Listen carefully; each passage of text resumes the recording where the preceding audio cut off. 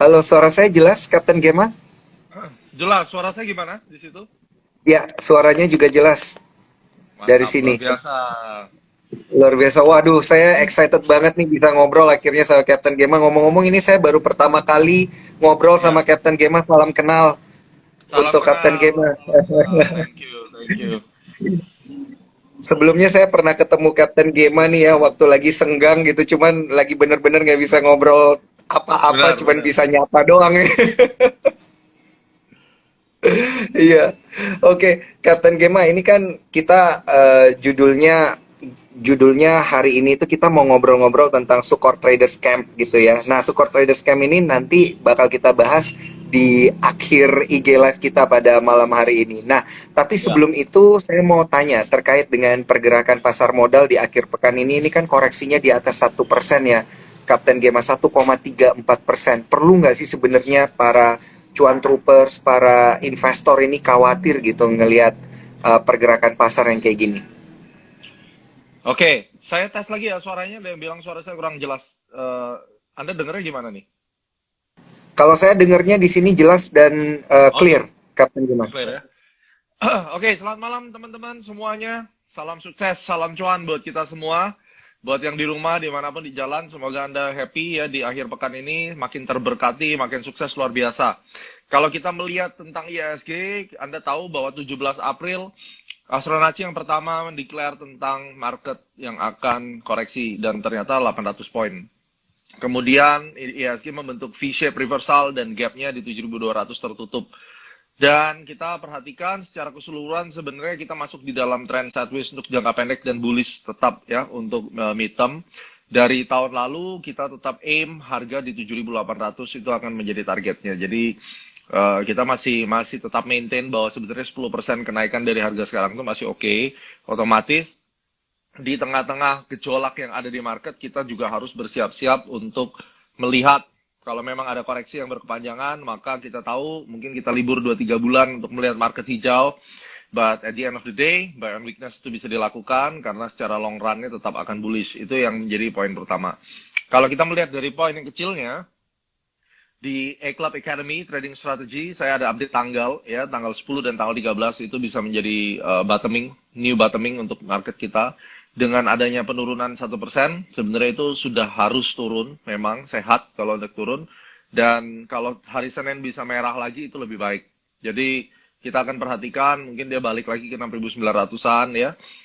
Itu akan lebih baik untuk kita bisa kumpulkan demand kembali sehingga para investor bisa bersiap-siap untuk buy on weakness dan di tanggal 13 itu yang kita harapkan akan terjadi bottoming baru terus kemudian market bisa naik. But anyhow, bottomingnya di mana nih? Itu yang harus kita perhatikan ya. Mungkin sekarang kita melihat di 6.900 tapi perlu dicatat di 6150 itu ada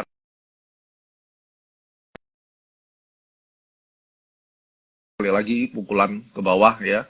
Karena di level-level tersebut nanti baru akan Iya. menarik kalau kita beli saham-saham yang murah gitu.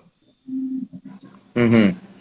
Baik, ini kan berarti ada potensi IHSG kita koreksi dulu. Berarti untuk para traders ataupun cuan troopers ini bisa mengamankan capital dulu dan juga lebih banyak kemudian membeli nanti kalau ada koreksi itu begitu ya. Berarti ya, Kapten Ya. Gema.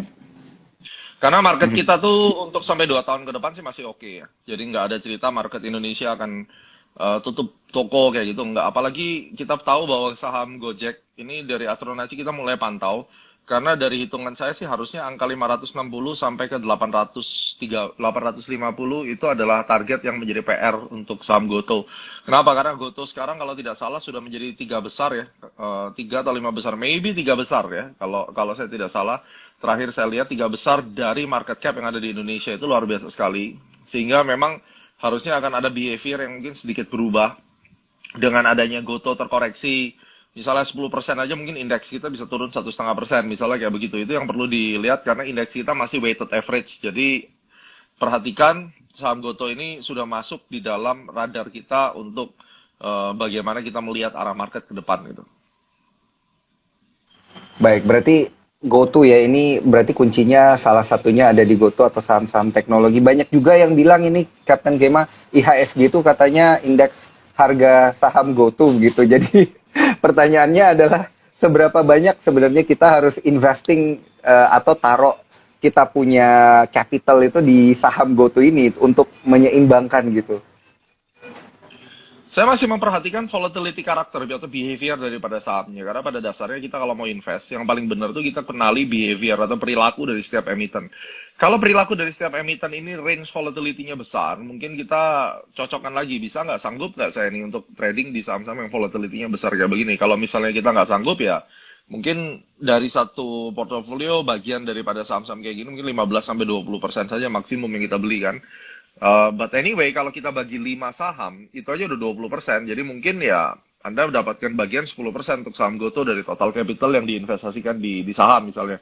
Tapi kalau Anda mengenal, misalnya saya siap menerima volatility yang besar, saya rasa tidak jelek juga kalau misalnya beli pada saat weakness ya 330, 340 sampai 350 terus kemudian Anda keep panjang sampai harganya bisa sekali 500-an. That's really worth gitu ya. Dengan kapitalisasi yang begitu besar, saya rasa kecil kemungkinannya untuk saham ini ugal-ugalan gitu. Misalnya sampai dibikin di 100 dan di bawah. Marketnya terlalu besar dan kepentingannya juga banyak di dalam sini gitu. Hmm.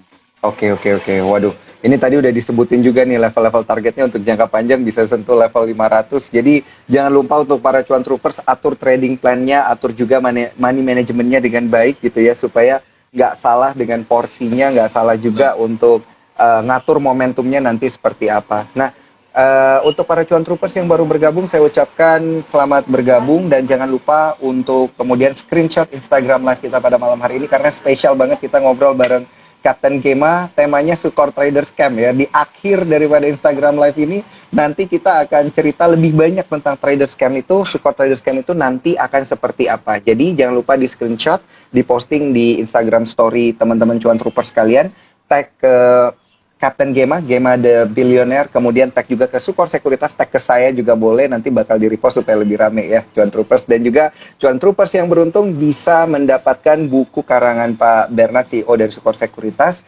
yaitu buku Merdeka Merdeka Finansial. Finansial. Betul sekali, dengan investasi saham. Udah baca nih kayaknya nih Kapten Gema.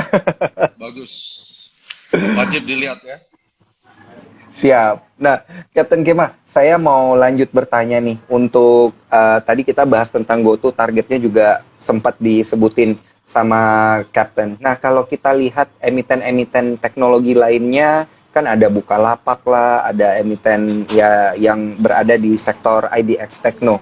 Apakah itu di tahun ini bakal kurang menarik gitu? Jadi kayak spotlightnya itu bakal lari ke GoTo semua atau seperti apa? Saya rasa yang konvensional juga banyak kayak MTK itu juga menjadi pilihan dan Mhm. saham teknologi kan kebagi menjadi dua. Yang pertama adalah banking tech, yang kedua adalah memang pure teknologi, apakah itu e-commerce ataukah itu dia larinya di content provider misalnya. Tapi menurut saya yang harus diperhatikan karakter dan memang track recordnya. Sehingga kalau kita perhatikan GoTo misalnya naik, nggak Mhm. lama lagi Mhm. Bukalapak juga akan ngekor lah pada dasarnya. Terus kemudian kita lihat ada TV-TV berbasis digital, misalnya ada EMTK Group, terus kemudian Net TV. Nah, kita paham lah kalau Net TV kan lebih banyak spekulan yang masuk di situ. Tapi kalau EMTK mungkin sudah cukup banyak emiten apa fund manager atau trader-trader besar atau investor besar yang memang stay di dalam gitu ya. Nah, jadi menurut saya EMTK ataupun kita melihat GoTo itu menjadi pilihan yang lainnya hit and run aja gitu. Oke, berarti ini kembali lagi gitu ya ke karakter dari masing-masing emiten itu ternyata beda-beda, nggak bisa semuanya kita Beda. pukul rata gitu ya, Kapten. Betul. Nah, ini menarik nih untuk kita perhatikan lebih lanjut. Ini ada yang nanya juga terkait dengan emiten-emiten perbankan nih, Kapten. Udah banyak banget nih dari kolom komentar yang nanya BBRI gimana, BMRI gimana, BBCA gimana dan lain sebagainya. Karena kalau kita lihat hari ini dari sektor perbankan sendiri kan agak tinggi gitu koreksi secara keseluruhan. Kapten, apakah ini lumrah aja gitu di akhir pekan ini dan pekan depan akan ada apresiasi yang cukup tinggi di sektor finansial atau seperti apa nih, Kapten? Sebenarnya saya lagi nunggu saham BRI untuk turun lebih dalam lagi ya, sekitar 4.100 ya. Dan saya pada saat dia di 4.100-an tuh saya akan hardly buy untuk BRI-nya gitu. Hmm. Berarti lebih ke BRI daripada big caps perbankan yang lain gitu ya. Kali kali ini demikian. Jadi kali ini saya akan pegang BRI kembali. Seperti orang tahu sebenarnya kalau saya kan happy-nya BRI gitu. Walaupun kadang saya beli di Bank Mandiri, kemarin saya untung juga di Bank BNI, tapi kali ini saya akan kembali kepada BRI karena memang saya menemukan ada beberapa hal yang lebih menguntungkan di saham BRI itu. Oke, berarti untuk para cuan troopers dan juga para traders jangan lupa ya perhatikan BBRI ini udah langsung dikasih clue-nya sama Captain Gema. Pasti ada sesuatu yang menarik nih kalau Captain udah ngomong kayak gini. Tinggal tunggu momentumnya aja ya Captain. Ya, jadi mungkin ada wangsit kali ya pas saya tidur kasih mimpi. Nah, ini oke. Ini ada komentar dari cuan troopers kita, Kutu Bros gitu ya. Ini komentarnya adalah CPI di Amerika tidak sesuai ekspektasi, Captain, rilisnya di angka 8,6. Nah, gimana nih Captain? Apakah dampaknya nanti cukup besar atau ini sebenarnya udah terprice in? Kita sedang menunggu sebenarnya nyampe ke Indonesia dampaknya ini, dan kemudian juga dari pemerintah concernnya adalah bagaimana persiapan daripada Indonesia ini menghadapi tibanya gelombang inflasi di Amerika yang ternyata bukannya turun ke 8,3 tetapi malah jadi 8,6. Mhm. Cepat atau lambat negara kita juga akan kena. Dan ingat, yang kita takutkan sebenarnya adalah stagflasi itu, ya. Oke, oke. Kalau kalau stagnan inflation itu terjadi karena misalnya US itu jobnya tidak ada, unemploymentnya naik tetapi inflasinya naik, ini kan jadi masalah. Jalan satu-satunya tetap adalah menurut saya harus ada tapering. Tapering dilakukan, suku bunga dinaikkan, mau tidak mau mereka akan bekerja kembali. Karena memang core yang saya lihat di sini adalah mereka-mereka ini mendapat subsidi yang cukup besar dari COVID dan mereka tidak mau kerja. Itu yang menyebabkan adanya posisi di mana unemployment itu makin tinggi, sedangkan inflasi juga tinggi. Ini yang mengerikan ya. Dan ini sebenarnya udah kebaca dari sekitar 3-4 bulan lalu. Ketika Oke. kurang lebih 4 bulan lalu saya waktu itu masih kelilingan saya ke Florida, saya ke Chicago, Mhm. dan saya bicara sama beberapa pegawai negeri di Amerika dan mereka melihat bahwa this is not good, di mana memang pada kenyataannya saya ke hotel-hotel itu banyak restoran yang ditutup karena tidak ada menemukan pegawai. Dan mereka bilang bahwa mereka dapat stimulus pada dasarnya. Lalu karena mereka tidak bekerja, produksi itu menjadi kecil angkanya. Dan kalau produksi menjadi kecil, supply menjadi sedikit, maka ini terjadi yang namanya cost push inflation yang sebenarnya terjadi di Amerika Iya. ini. Nah, cost push inflation ini cepat atau lambat akan berdampak ke Indonesia. Tinggal kita tunggu waktu aja, selanya mau masuk dari mana.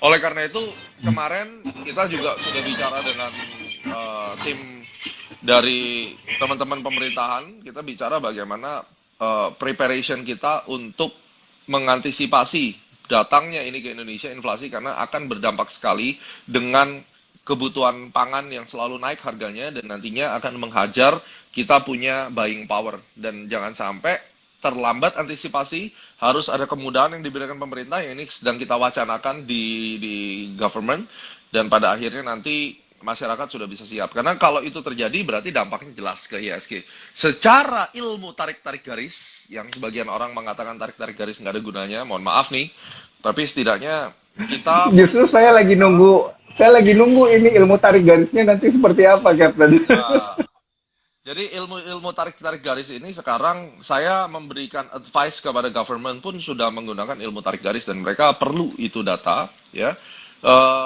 Kita sudah lihat dari price action analysisnya itu udah kelihatan ini akan ada sideways besar dan kemudian range-nya cukup besar, dan kita akan compare nanti ke fixed index ya, VIX index di Amerika, volatility dari SIBO volatility itu akan dilihat. Pada saat volatility-nya naik, maka confirm ada kemungkinan besar nanti di indeks kita juga akan mengalami hal yang serupa, koreksi yang cukup dalam dan seterusnya, walaupun maybe tidak sejelek Dow Jones. Dan indeks kita kan selalu laggard dibandingkan Dow. Jadi kalau misalnya Dow udah breaking atau unfolding the bearish pattern ya, biasanya di market kita kurang lebih 2-3 bulan baru muncul bearish pattern yang semua orang finally realize. Nah, ini yang saya ingatkan. Once itu terjadi dan posisinya based on planetary cycle itu adalah when the sun travels ya in Leo terus kemudian masuk ke Virgo, itu adalah momen-momen di mana kalau mau crash lah udah terjadi gitu, dan kita tinggal bottom fishing. Ketika gelombang makro ini nyampe ke Indonesia, disitulah reasonnya dan ancamannya nanti kita tetap melihat rupiah. Malam ini gold jatuh cukup dalam, dan kalau Anda perhatikan kenapa gold cukup dalam, tinggal Anda lihat DXY-nya. Apakah DXY-nya naik? Pada saat DXY naik, dengan ancaman berikutnya adalah oil ke 150, gandum juga akan naik lagi, ya. Dan what next? Pada saat kita tahu ini CPI di Amerika tidak mau turun, harga komoditi terus naik, mau tidak mau, bahan pokok makanan yang ada di Indonesia juga naik. Ini correlation yang sangat penting untuk Anda pahami, dan dari situ Anda akan tahu bahwa indeks kita, kalaupun harus koreksi, memang seharusnya koreksi, dan sabar untuk kita trading, kita buy, tungguin di bawah, nanti kita lihat dari Sukor Trader Scam yang nanti akan kita ceritakan, nih hal yang kita lagi mau bikin ya dari Astronaci, melalui Sukor Premier yang di Kelapa Gading, branchnya kita akan buat trader scam khususnya buat kalian para investor yang trading dengan modal yang katanya seuprit itu. Ya, jadi gimana cara modal seuprit bisa segunung gitu. Ini sebenarnya ya, Captain, ini saya boleh jujur nggak nih, Captain? Dari kemarin itu Oh, banyak banget yang nanyain saya, kayak, wah, gila, dan ini judulnya kok unik banget gitu. Karena kan dari modal seuprit bisa jadi segunung itu gimana caranya? Ya berarti para cuan ya, troopers ini harus ikut dong ya, harus ikut ke support traders camp harus. itu. Mhm. Gratis lagi kan, hanya hanya dengan jadi menjadi nasabah dari Sukor Sekuritas Premier Kelapa Gading, cabangnya Astronaci, Anda bisa ikut free gitu.